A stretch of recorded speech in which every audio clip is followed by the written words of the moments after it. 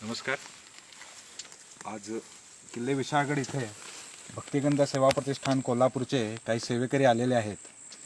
आपल्याला माहिती आहे किल्ले विशाळगड म्हणजे पन्हाळ्याहून शिवाजी महाराजांची सुटका झाली, त्यानंतर ते विशाळगड इथं पोचले. तिथं आज एक धार्मिक क्षेत्र आहे.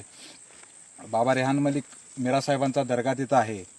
तिथूनच साधारण 2 ते 2.5 किलोमीटर अंतरावर किल्ले विशाळगडावरच वीररत्न बाजीप्रभू देशपांडे आणि फुलाजी देशपांडे यांच्या समाध्या आहेत.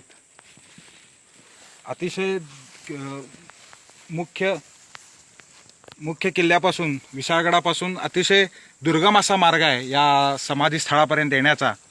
आणि आपण बघू शकताय अतिशय वाईट परिस्थितीमध्ये, बिकट परिस्थितीमध्ये या दोन्ही वीररत्नांच्या, ज्यांनी स्वराज्यासाठी आपले प्राण वाचले, जीवाची बाजी लावली,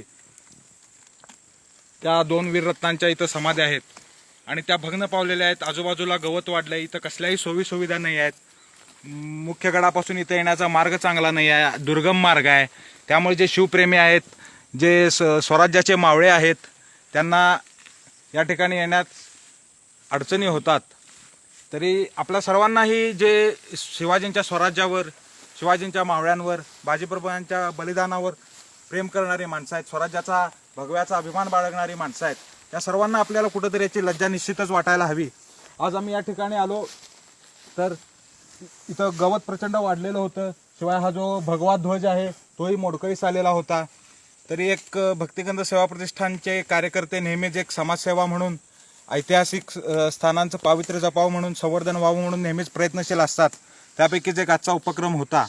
तर माझं संबंधितांना असं नम्र निवेदन आहे, प्रार्थना आहे, कृपया हे जे आपण एक तीर्थक्षेत्रच म्हणू शकतो या ठिकाणाला, इथे याचा चांगला मान राखला जावा.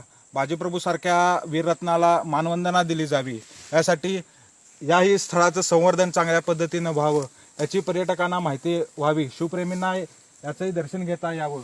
या सर्वासाठी आवश्यक त्या सर्व गोष्टी, मग इथंपर्यंत येण्याचा चांगला मार्ग करणे असेल, किंवा याच्यावर एक चांगलं छत उभारणं असेल, इथं पाण्याची वगैरे सोय करणे असेल, या सर्व गोष्टी करण्याची व्यवस्था त्वरित करण्यात यावी.